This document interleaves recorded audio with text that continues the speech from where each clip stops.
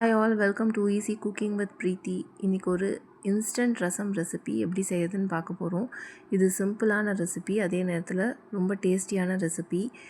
இது ஒரு 10 நிமிஷத்துக்குள்ளே செஞ்சிடக்கூடிய ரெசிபி.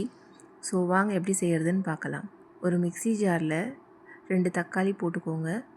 அது கூடவே ஒரு 5-6 பல் பூண்டு, ஒரு அரை டேபிள் ஸ்பூன் சீரகம், ஒரு 1/4 டேபிள் ஸ்பூன் மிளகு, அது கூட 1 டேபிள் ஸ்பூன் பயத்தம்பருப்பு,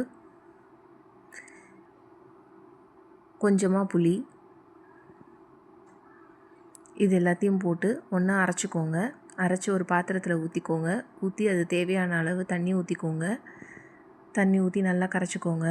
கரைச்சிட்டு அதில் கொஞ்சம் பெருங்காயத்தூள், தேவையான அளவு உப்பு,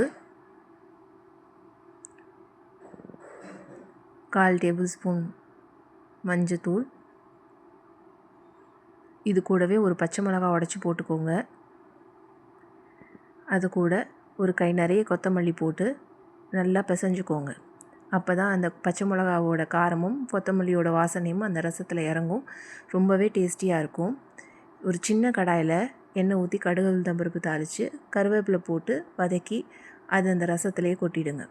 கொட்டி இப்போ டைரெக்டாக அடுப்பில் வச்சு கொதிக்க வைங்க. ரசம் பொங்கிடக்கூடாது, நுர கட்டி வரணும். சுற்றிலும் கொதிக்கும் போது ரசத்தை ஆஃப் பண்ணிவிடுங்க.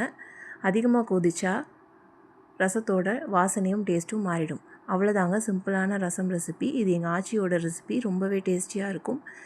நல்ல சூடான சாதத்தில் ஊற்றி சாப்பிடுங்க. ரொம்பவே டேஸ்ட்டாக இருக்கும். எல்லோரும் ஹாப்பியாக என்ஜாய் பண்ணி சாப்பிடுங்க. தேங்க்யூ.